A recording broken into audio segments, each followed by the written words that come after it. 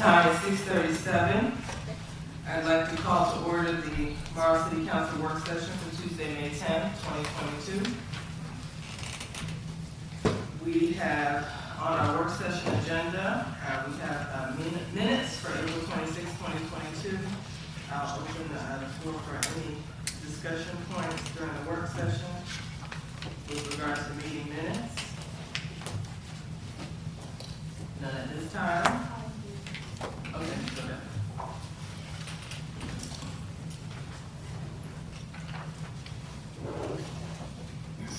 So there was a request to get the legal advice, the legal assistant to draft the resolution to introduce to the council, and it's not recorded in the meeting minute or work session. So would the council be able to agree to add that in the minute? So let's take a look at the public meeting. And the public meeting references in the new business section.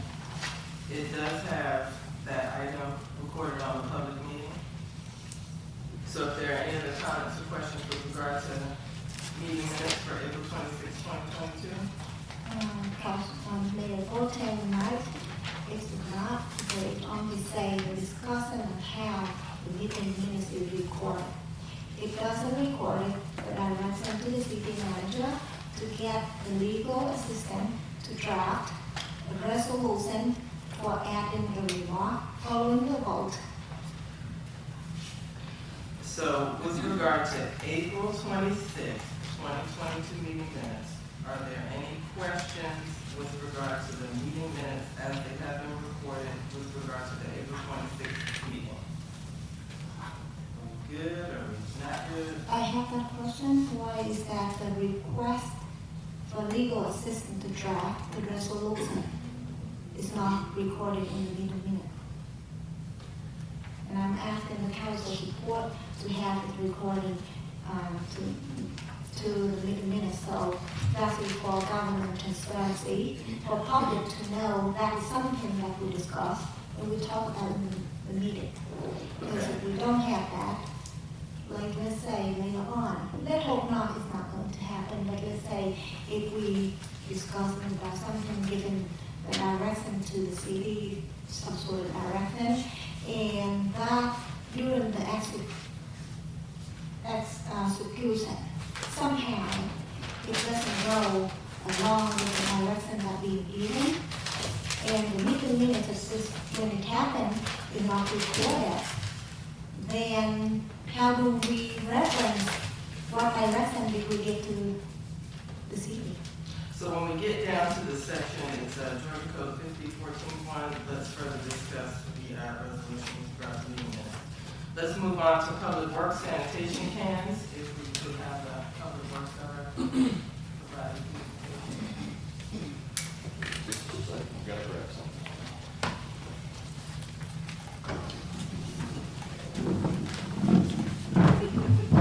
I brought a sample tonight. All right. I want y'all to see what we're looking at. You can get in there?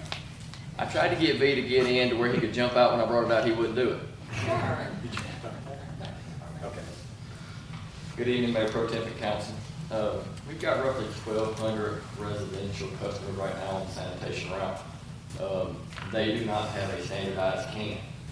That's causing two problems for us. One, the appearance of it. Two, the knowledge to know who has service and who does not have service. When the driver's out on the route, there's no way to tell.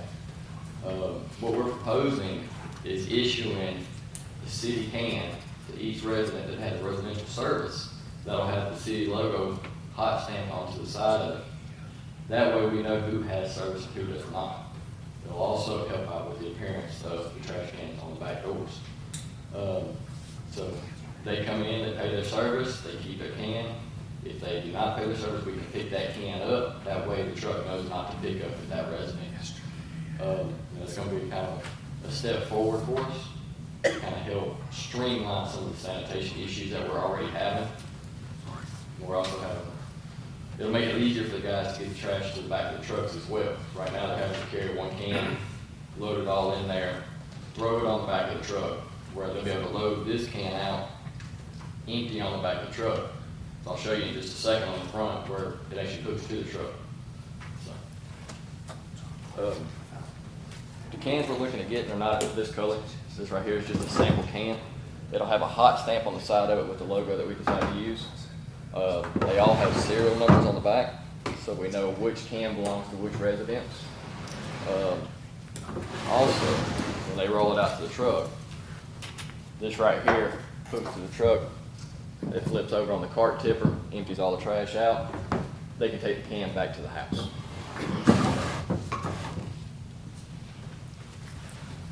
We did do the bid process on this. I've got 3 quotes, 2 of them from vendors. One of them is from the actual manufacturer itself. That's why it's, they're able to do the hot stamp, ship it straight to us. Any questions from council? So it's a 95 That's a 95-gallon can right and then how much is this for? there. It costs roughly $50 a piece of lead. Okay. 50. Okay, and so the city gonna pay for it, and then we're gonna kind of let the residents borrow it, or have them to, I mean, how?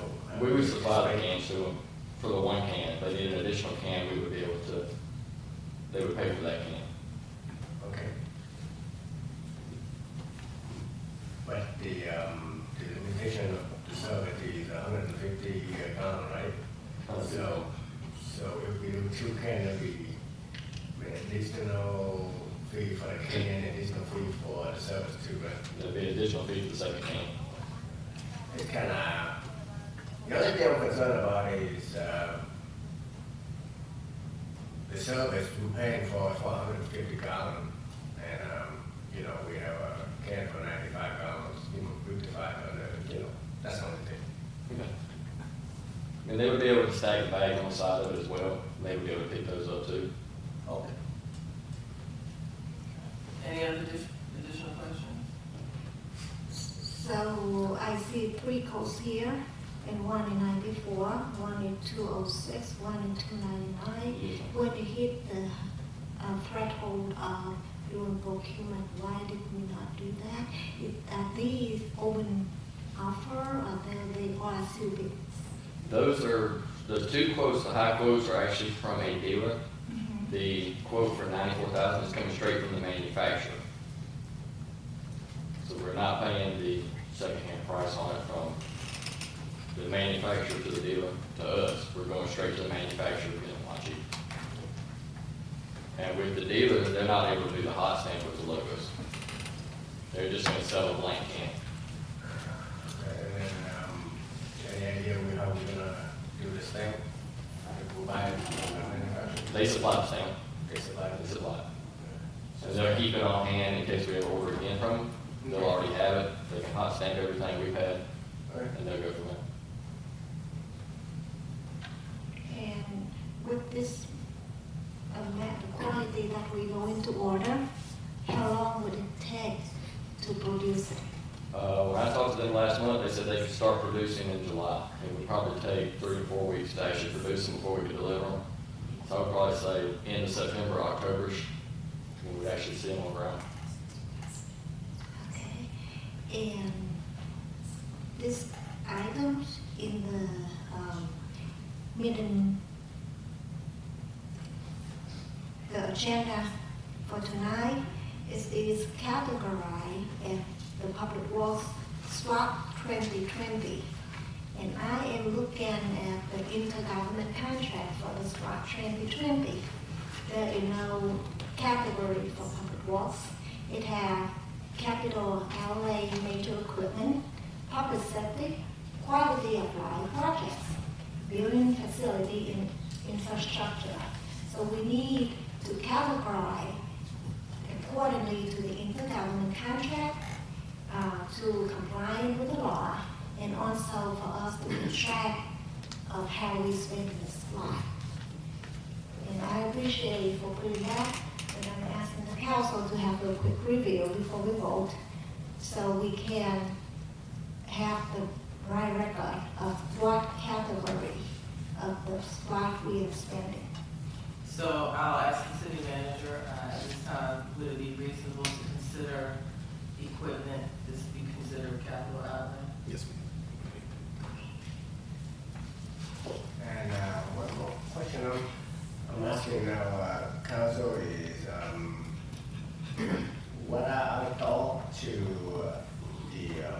we have talked before about this thing. Should we obligate all the residents in the city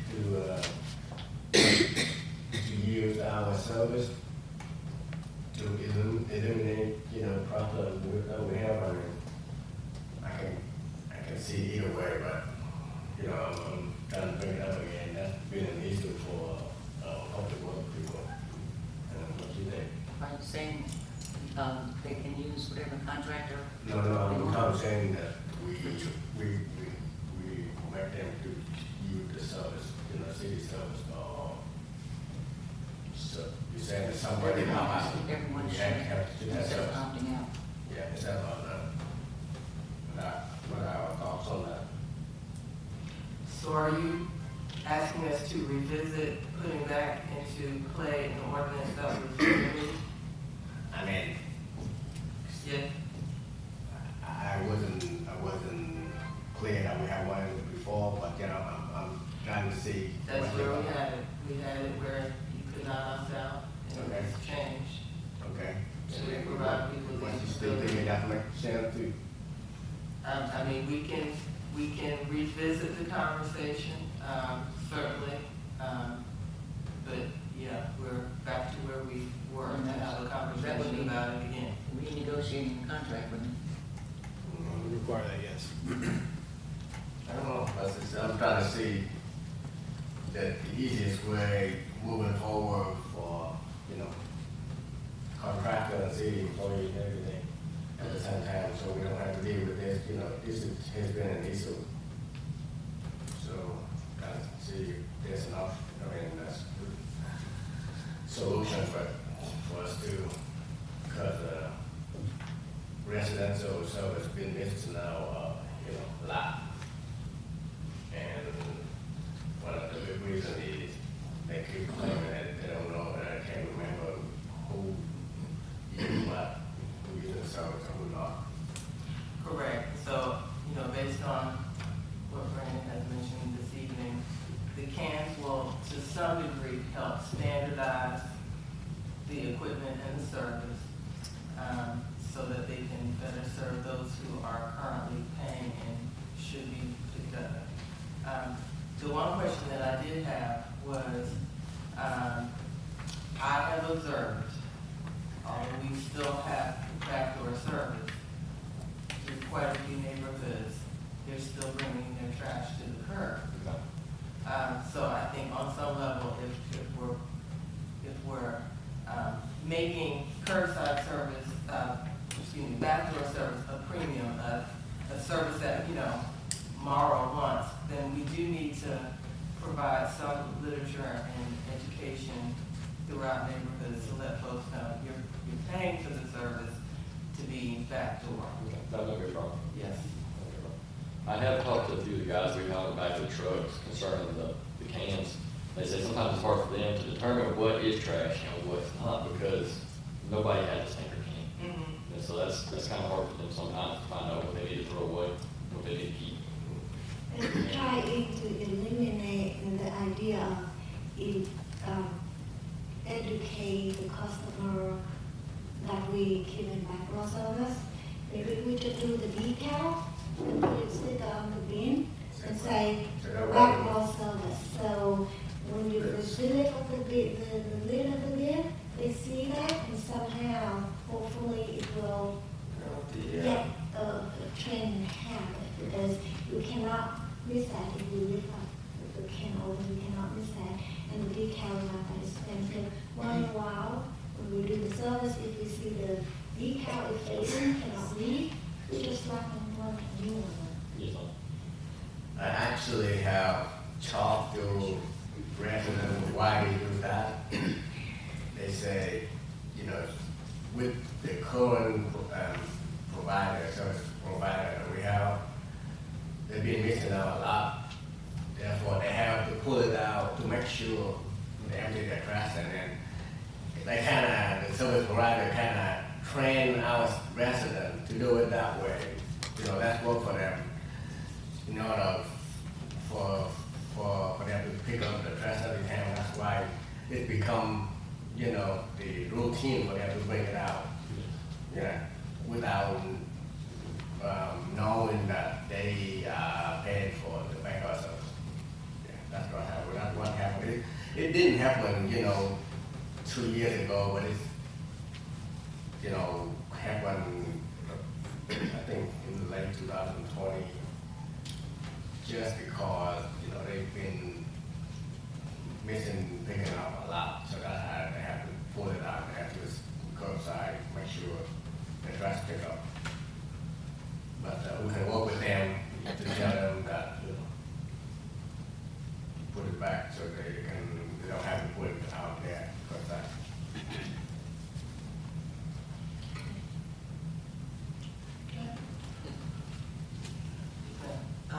Also, you have to be mindful that some people forget it's trash day. And they come out and put it out after they picked up already. So they'll call and then you have to circle back. I think we need to inform the citizens that if Tuesday is your day, put your trash out Monday night. That way you won't miss the pickup, whatever time that they come through your neighborhood. Sometimes they're not gonna be there at your usual 8 o'clock pickup, where we expect them to pick it up. Things happen. So just get it out that night before, and that way they won't miss. And the other thing is that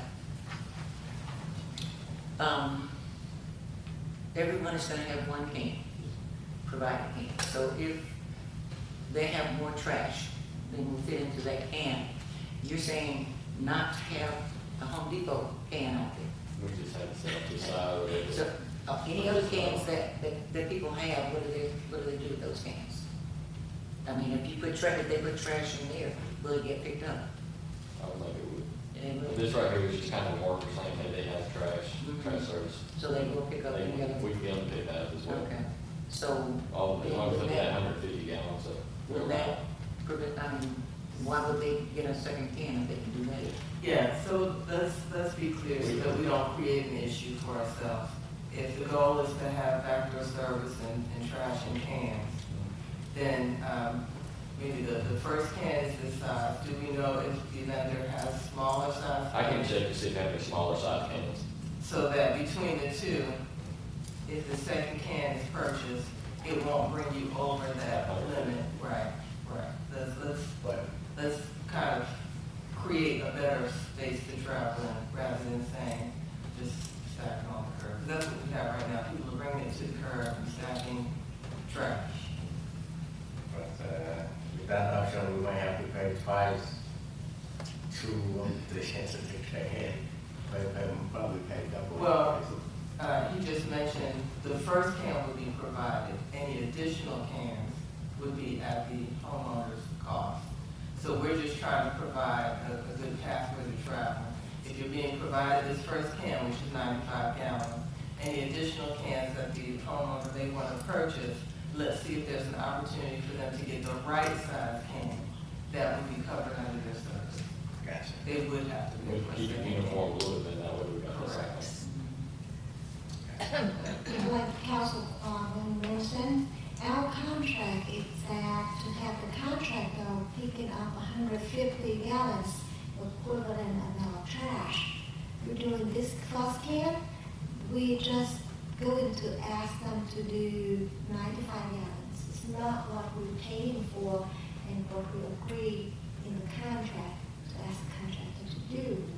So That probably an option. let's think about that and we will figure out the solution that we can get the service run smoothly and it's not taking a cut on the resident. I think some households are putting out more than that now. So the issue is to make sure that it is contained. So that it's not you know, So we have consistent right. service. And based off my experience from running sanitation, most families, they barely fill that up Right. in a week. I've got one in my house, you fit 8 or 9 bags in that one can. So when you're throwing a bag of trash a day away, to fill that can up. So would it be feasible to find out before we order if someone needs a second can so that we won't have to pay the extra freight and whatever it's I can we order? check on, That way, see what we got. And save on that. And for the concern of the service day, because we have different service days at different street, we can put that on the decal and the lead and just mark the day, so people hopefully pay attention to reduce the confusion. So we have to, By the way, what color are we gonna get? They have black, green, gray, or blue. Blue is usually a recycling. All in favor of green, say aye. Yeah, the this is, That's the one I throw with the green. Okay, so we'll just go ahead and wrap this up. So if you would find out, sizes on second cans, so that we can make sure that everybody has the ability to meet that second, meet their 150 gallon. Thank you, Thank you, sir. no problem.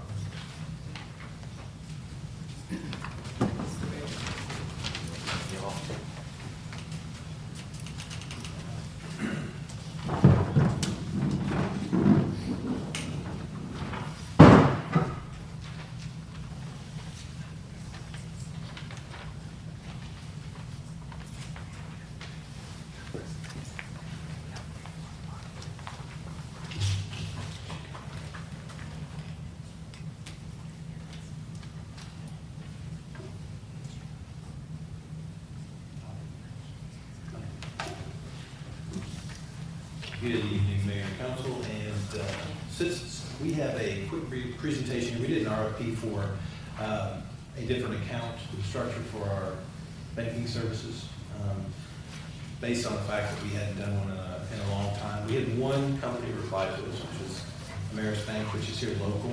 I think you'll see this is a quick presentation. Just to give you some background on Ameris Bank, they have $21.4 billion in assets. They're headquartered here in Atlanta with offices all over the Southeast. They are publicly traded on the NASDAQ. They have a deposit rating of A- with Knoll and a superior 5-star rating with Bauer. And they are a financial institution that offers a full-scale treasury management services, which is important. I won't bore you with it's up here on the screen. I think you guys have it on your handout. It's a current structure of our accounts, and yes, we have that many checking accounts by necessity and by law. On the next section, which is kind of more important, you see a proposed structure for us which reconfigures some of those accounts, and that's based on usage, it's based on frequency of deposits, frequency of checks issued, a number of different things they looked at. I think that gets us to the most important part here, where all 14 of our current accounts are under the what's called analysis accounts, which means like your personal checking account. If you go above, you write a check, you check your, want to look at a digital copy, they're even charging us for that at PNC right now. The proposed structure takes us to 7 analysis accounts and 7 public fund now accounts, which actually the public fund now accounts are the least used accounts. Not that we don't use them or can't access funds in them, but it offers which we currently are not receiving, a benefit of receiving interest on the monies that we have in there. So I think the most important thing and things that you'll see, the monthly service fees proposed for cash management services is approximately $408.35 by Ameris Bank. We currently pay $1,756.20 per month with PNC. The monthly interest that we currently earn with PNC is 0. At this one, at the current time when we were talking, which was before the interest hikes, which this is fluid, and it will be assessed and it will be reflected current interest rates. I think they do that quarterly for us. But the current rate we were looking at was a 0.05% interest, which at least earned us a monthly accrual of $154.50, which is better than 0. The new proposed combined savings on the service fees and interest earned are the monthly. We would save $1,502.35 and yearly $18,028.20. And I would recommend that we make this change. Any questions from the council? So the 4,835 monthly fee, is that a fixed number? Yes, sir. And it doesn't fluctuate. The great thing about it is it doesn't fluctuate. The number with PNC is actually an average. If they go in and actually check a digital copy or pull a copy, we're getting a service charge on that, which is ridiculous. We shouldn't get a charge on that and be charged that much for them to house our money. So, Okay, so this is actually the decision to using the different bank. yes, ma'am. Okay, I'm going to say, change the verbiage. Yeah, so I'm reading this clearly. Under new business, it's just stating the proposal from American Bank to move city accounts. So I think everyone is clear, we're changing that. I'm just kind of to advise you of what we're doing here. It doesn't require a vote or anything of that nature. It's just more of an information for you to show you that these things need to be looked at and assessed, kind of like what we did with GMA and the hotel motel tax and the excise tax on alcohol by the drink. We're not looking at these things, paying attention to them, and tend to get out of control. We've been PNC for a number of years, and I believe it's time for change. And I don't have a copy, I don't see a copy of the RFP in the package. I can Could I make that get for an you. email? And when we did the RFP, did we list the job on Georgia procurement website? I'm sorry, did we what? Did we list the RFP on the Georgia procurement website? I believe it was, but I'll check on All right, thanks. Any other questions? Okay, we will go on to Deputy Chief Snyder. that. I would ask letter D, rather, the consent order, that we defer to that. Yes, yes. We are going to remove consent order tax parcel from work session discussion as well as on the meeting agenda for this evening. Consent order, we had an item, consent order tax parcel. We're going to defer that so that we can get more information as a council with regard to the nature of that item. So that's how we will go from discussion to that. We're going to jump to Ms. Billy, would you right here? Thank you. Heard you want to be here dressed up. Good evening. How are y'all? This is a presentation to discuss proposal for a red light safety program in Morrow. And so the catalyst for this is on January 30th of this year, we experienced a fatality crash right here in front of City Hall at the intersection of Jonesboro Road and Lake Harbor and Morrow Road, where a 19-year-old passenger in a vehicle, through absolutely no fault of her own, was T-boned by a driver who was both drunk and ran a red light. He ran the red light by a period of greater than a second and a half. So in other words, it had been red for a very long time. As a result of that crash, first her unborn child was killed, and 3 days later she died.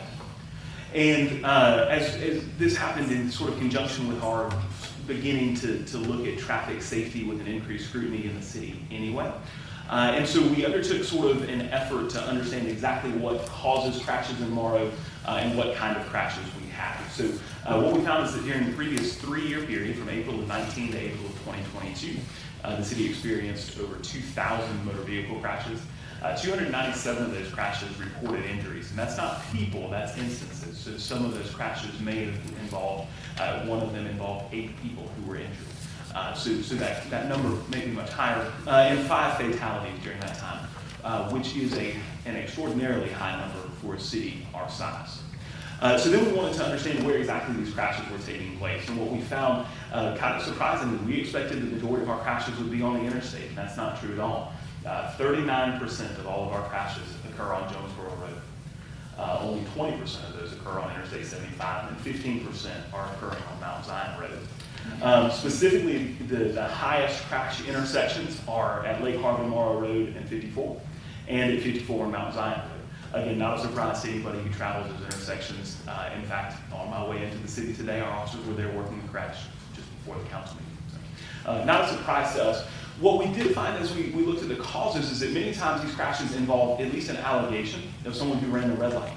But very often we're not able to prove what happened, right? One driver says, I had the green, the other driver says they had the green, and somebody maybe concedes that maybe it was turning yellow, but we don't usually have a way to prove what happened in the absence of a witness.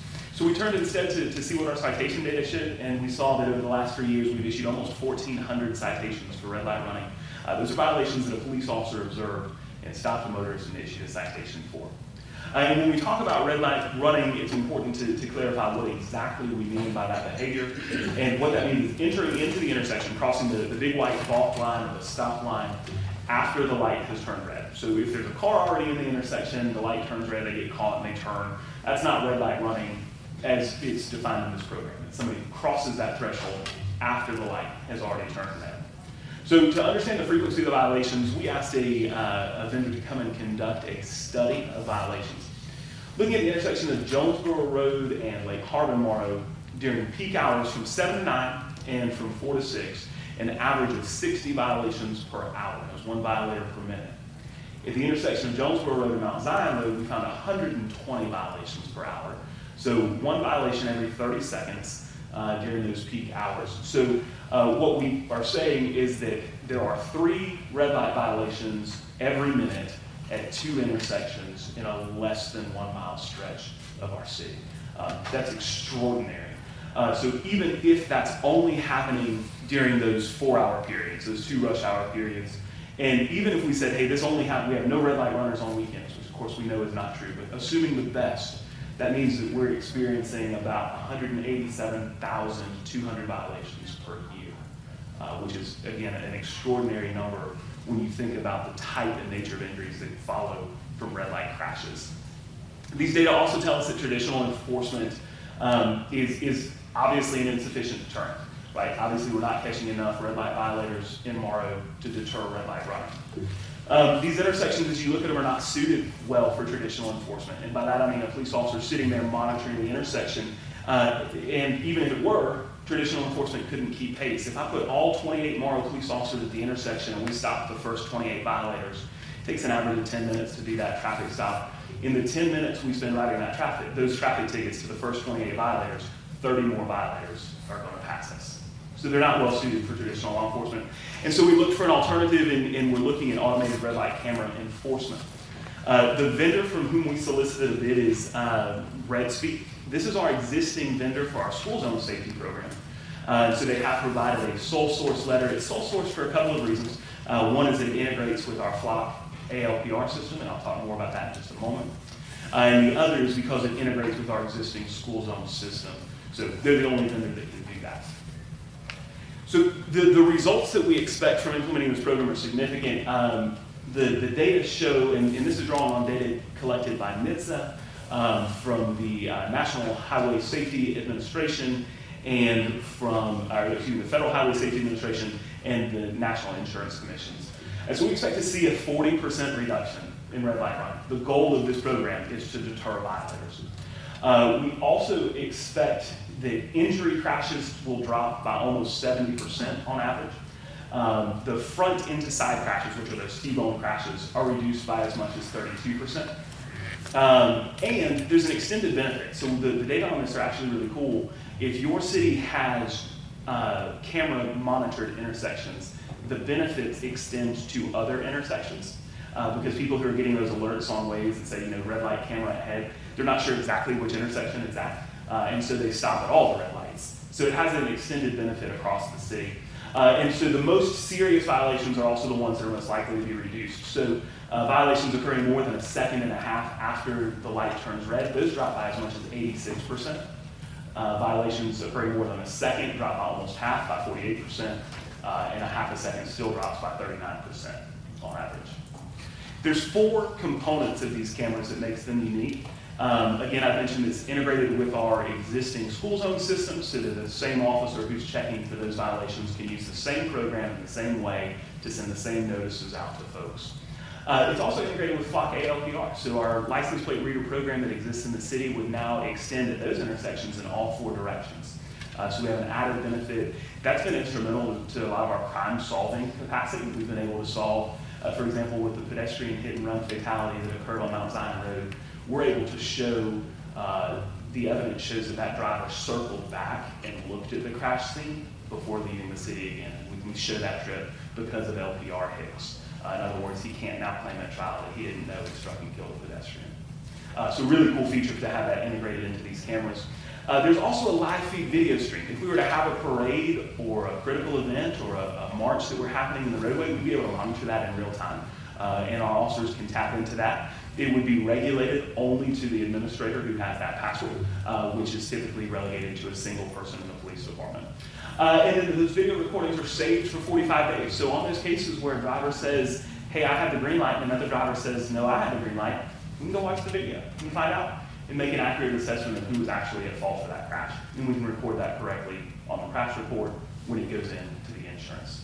Question. Yes, ma'am. In 45 days, will they have gone to court or whatever within that amount of time? They would not have. So those violation videos, those are retained until the citation is adjudicated. This is that continual feed. So if some other crash occurred there as a result of something other than red light running, that's the video that holds for 45 days. But yeah, that's a great question. There are some checks and balances that are built into the system to make sure that we're not trying to exploit drivers. First, every intersection that has a permit is required to be approved by the Georgia Department of Transportation. They will come and conduct their own safety study. We expect that will verify the findings. I think, again, anybody who's driven those intersections is likely seen the number of violations. GDOT also is likely to extend the yellow light.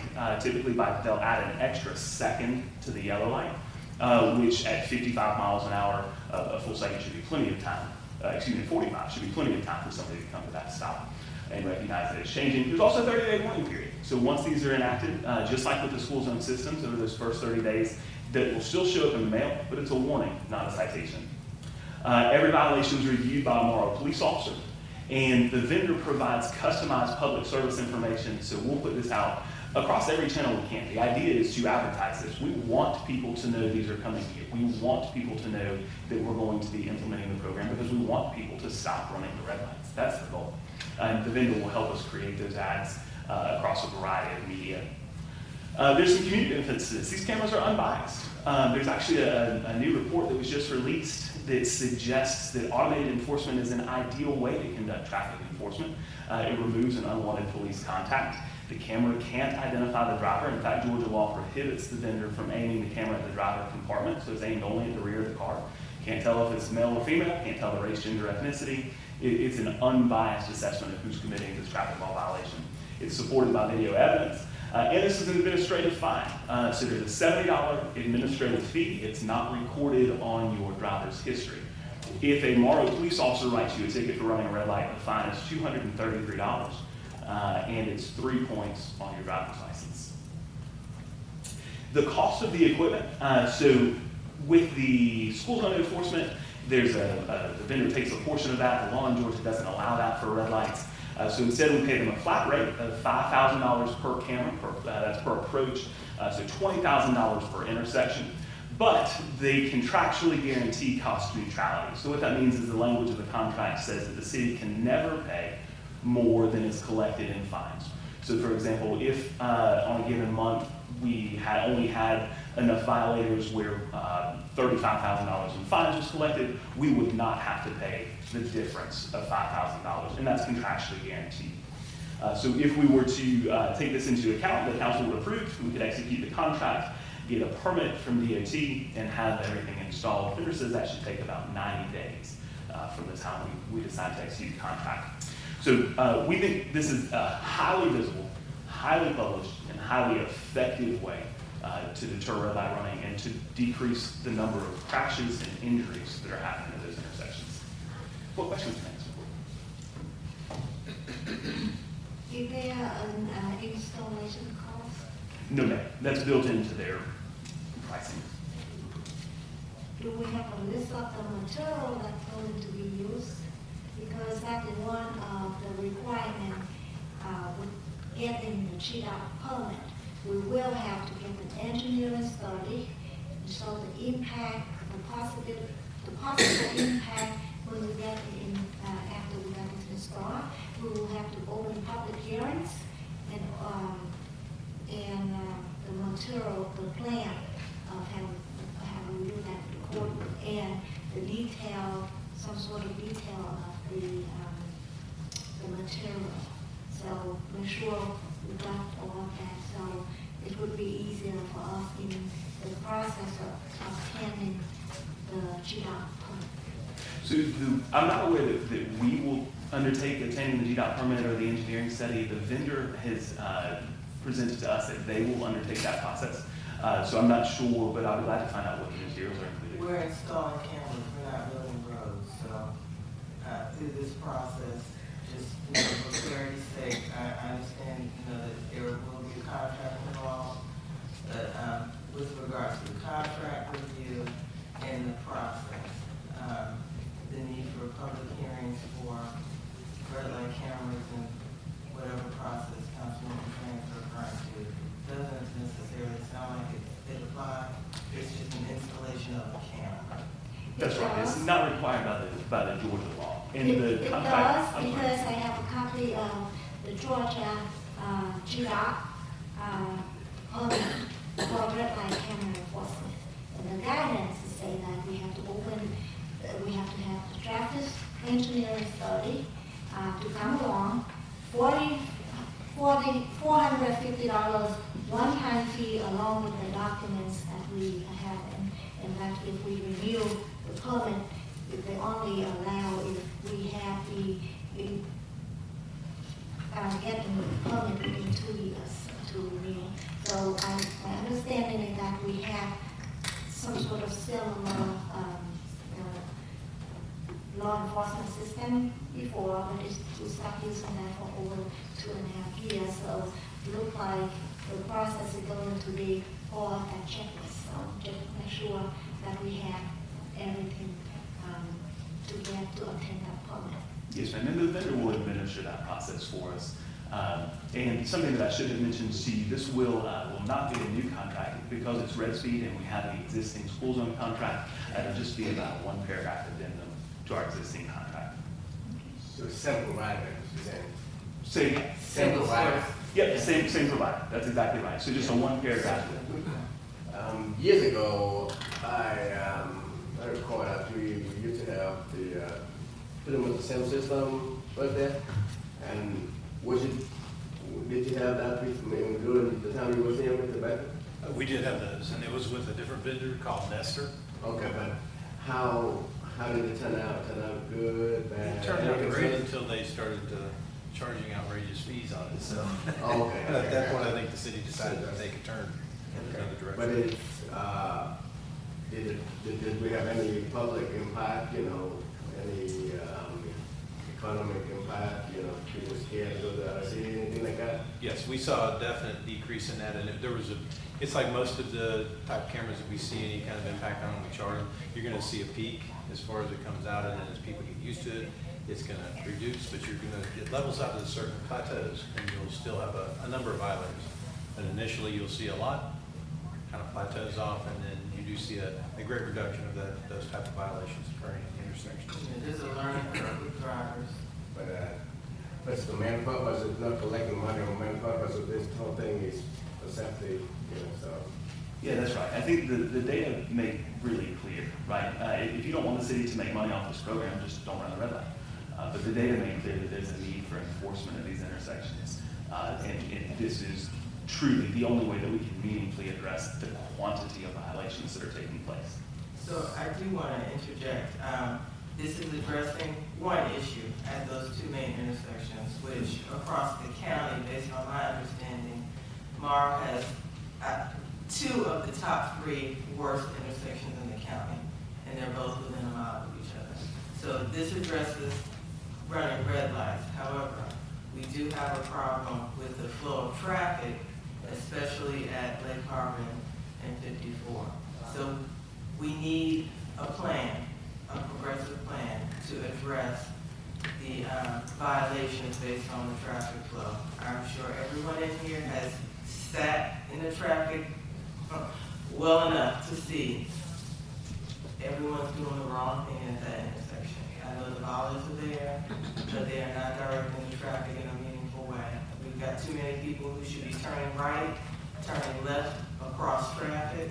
I've seen situations where for 3 lanes, they're supposed to all be going in different directions. They're all going straight across the intersection.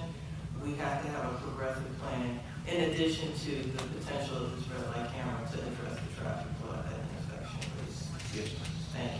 So would this system be able to, detect those kind of things too, or no? Yes, unfortunately, it's not, just because it's not a type of violation that the law currently allows us to monitor by camera.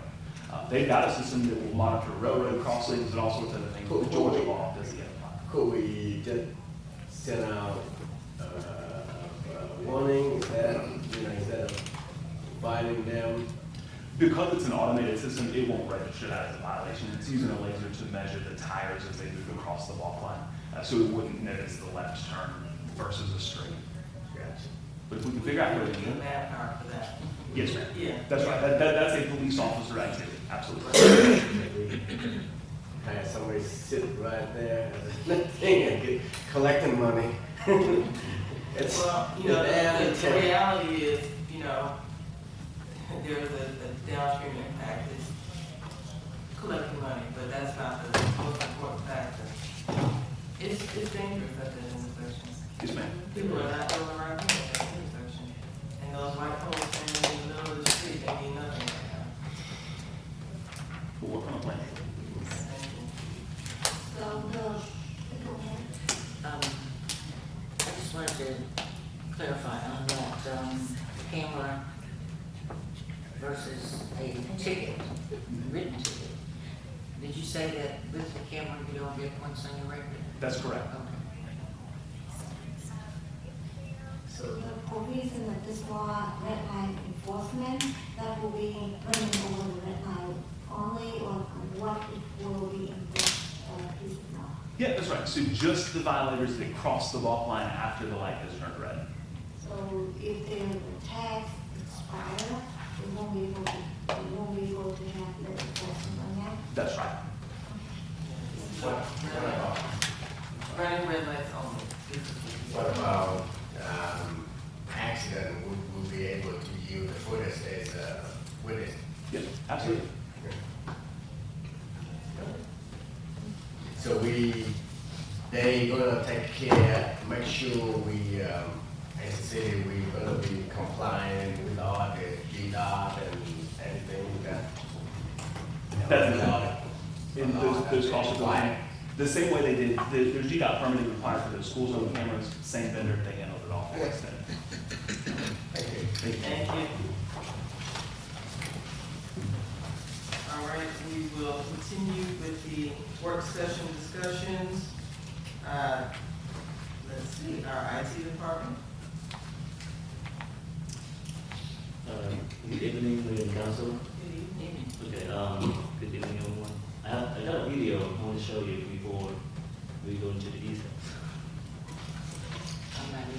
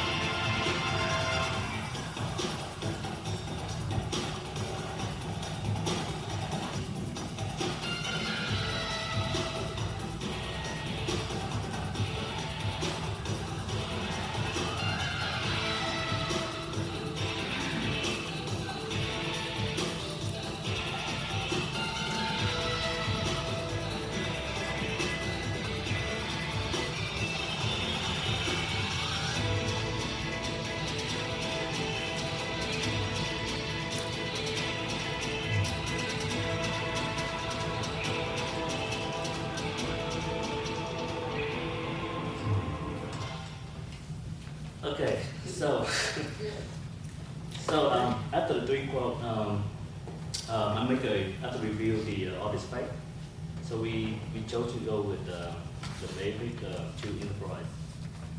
Because the reason is they equip, first of all, they are not really pricey, but they equip with thermal camera.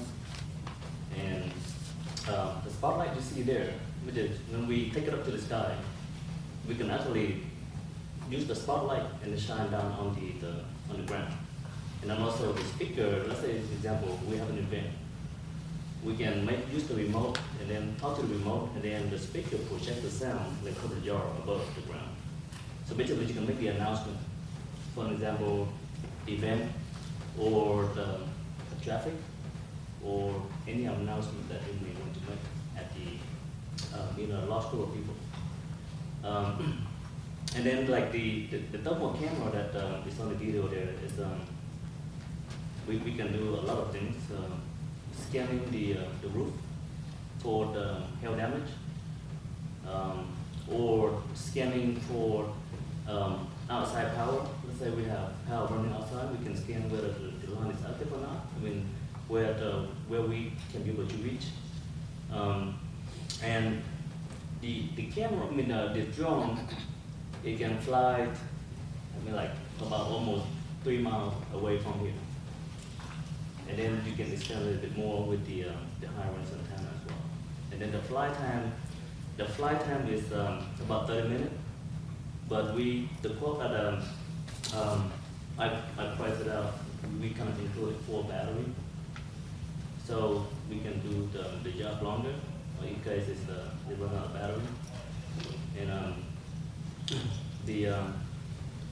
one of the features that I really like this drone a lot.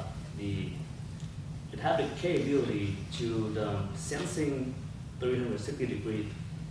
So basically, let's say we have the drone in this room. There is no way you can crash the drone, because after like about 10 feet away, the drone won't go any further. So basically, it's a crash proof. Anybody can use the drone, even a kid 7 years old, as long as they can hold a remote and then fly the drone. And there is no way you can crash the drone. So I think it's a good investment there, in the long term. And then the quote that I chose, which is a Resco. The reason is the Fly More kit. They include the case, which we don't use because it's additional case because when we buy the drone, we have the whole package, which is including a hot case, and there are pocket in there that you can put accessory in there as well. But the flight mode kit, it comes with 2 propeller and 2 additional batteries, and then the charger cable. So, and then also come with a bag. And I don't think we need the bag, since when we buy the drone, it's come with a hard case already. And the warranty, the vendor, they don't provide a warranty.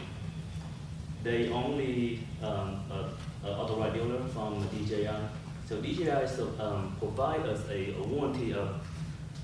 There's no warranty on the propeller. It's only cover the explosion, the battery. It's about 6 months, or no more than 200 times of charge. And the drone itself is it's only 12 months, but it just about the limited warranty by, like, let's say, manufacturer this make or things of that nature. Can you find people with it? Excuse me? Can you find people with it? Yes. No, I'm sorry. I don't think so, because it's the software. Thermal that- capacity, you could, Yeah. essentially at night, if you're out of the field or something, you can pick We had up. like the senior citizen that was lost. Got Depending on lucky where on they that are, one. I would say yes, but. Then the other one would be code enforcement. Yes, code enforcement. On that little property that we have some environmental concerns on, big environmental concerns, without being able to access the property, we can fly that. Be interesting. Comments?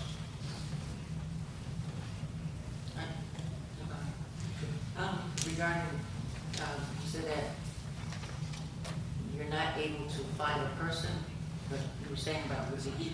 Well, technically, with the thermal camera, yes. Let's say the kid is maybe lost in the wood area.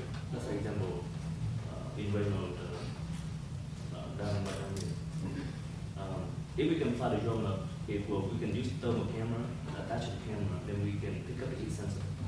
Then yes, And it'll show up as right on the screen. different than the other foliage and all the other stuff. Okay. Now, as far as the batteries are concerned, you're gonna get 4 additional, or you will have a total of 4? A total of 4. Total of 4? Yes. Will the extra batteries fit into the kit? Yes. The kit is coming 2 battery, and then 1 battery go with the drone, and then we add another battery in there, just along the flight time. So we don't want to wait around, just the battery because it's on the road. So you were saying something about the warranty, in for the drone itself, the propellers and, The propeller, when you fly the drone, let's say, like a misuse, the propeller broken. That's why there's the flight more kit, we have 2 additional propellers. so So the warranty in they order want for to- it to get broken, you'd have to fly it into something. Did you say it wouldn't crash? I mean, when, let's say, we drop the drone while the propeller on the right, and the drone may be bending or broke, or maybe aligned the way it's supposed to be. And then when they take off, it's kind of wobbling. So when you fly, it auto sensing the area, it will not crash. But let's say misuses or miscarry, like for example, we drop the drone for accidentally, I mean, something like that we don't want to happen. But if it's a scenario like that, But as long as it's flying, it will not crash? yeah. So how do you, it has to be controlled to bring down? It'll just sense everything and get out of the way? Right. That's what you're saying? Pretty much. I need to see. Other questions? Ms. Hunt? No question. Mr. Andrews? The CTAC pack is showing that have the detail on training, but the one, the recommendation that comes to follow that information, so which we could also inside The training, some of the vendors, they can provide you a training with a certain amount of dollar per hour. Let's say example, a site type, they charge $150 per hour. But a drone like that is so easy to fly, so I don't think we really need training. But if we do, we have one of the local person here, which is Sam. He's a commercial drone operator. So he can provide a training hour for what, $50 per hour. So that's really a good deal, because he always help out with the city. He been really a supporter of the city. So you will be the main operator for the drone, right? Jeff, Well, we probably will have a couple people from Yes. Public Works and from the police department, so we have some versatility and availability with it. So Okay, so what is the main purpose of the drone? the main purpose would be to help out with, I mean, it's a multi-purpose deal, so you could have applications for law enforcement, fire department. Primarily, we could do weekly, you can actually program a GPS course in it, and it will fly over the city daily, weekly, however we would decide to do it. We can keep it up with the pass system. We can keep, which we need to do on a weekly basis anyway, to see if there's any obstructions, trees, et cetera, code enforcement, just a ton of applications. So, I mean, can you program it to fly, between trees, or have to fly above trees? if you fly between the tree, like I said, it has to be a within distance. So if you don't, if you're like too close to the tree, you won't be able to do The purpose of, you said you are screening the pass system, from high above, you won't be able to see the detail in the pass system. I mean, One of the video that I just showed you earlier, the drone, let's say you at 10, under 10 feet, you can fly through, you see the bridge, the drone will be able to step through the bridge is fine. And then you can see the camera on the remote. But that's you flying it, but can you program it to fly by itself like routinely? You can actually record the GPS on it as you're flying and do a recorded flight detail, so it will replicate the flight that you do manually the first time. You Oh, put it in the back in the day. Pretty smart. You have a budget line item you want to pull that from? It's gonna come out of IT. The reason it's on the agenda is because I know it's below the level, but I believe some of the agreements could be construed as contractual. There's some things the FAA together that we need to do, so. Any other questions, comments? Yeah, so we have, in the past, we had purchased a drone. What happened to that? It is, we've located that drone. It is pretty much, would you say, broken beyond repair, or, and it's also unsafe if we do repair because it doesn't have the sensors in it. And Mom can go into more detail on that. The drone that we purchased quite a few years back, because that was the technology at the time. The technology at the time is very advanced like today.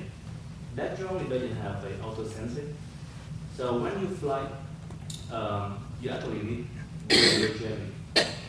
Because the way it is equipped with the feature that on the drone at the time we purchased, because the technology at the end is not limited. Does it have any salary value? I would look into that. We only pay what, that was a $1,200 at the time. So, I mean, like 5 years down the road now, I mean, it really, and then we lost the camera. I mean, we don't have the missing one of the propeller. So it's, I don't know if it's more than $500. So it's, All right. We will adjourn real quick. Before we end the work session, I have a legal request for the city manager to get with the attorney. Because the ordinance 2006 traffic code, it doesn't have the clause on what should we do if the traffic code violation happen. And I want her to help me, assist me to draft an ordinance of the clause. So in the clause, if the traffic code is violated, and I would say reference to the 2 cities next to us, Jonesboro and Lake City, and also City of Atlanta, to get the idea what the consequence would be if the traffic code is violated. Thank you. Grab a cup of coffee, we'll come back and hold a regular session.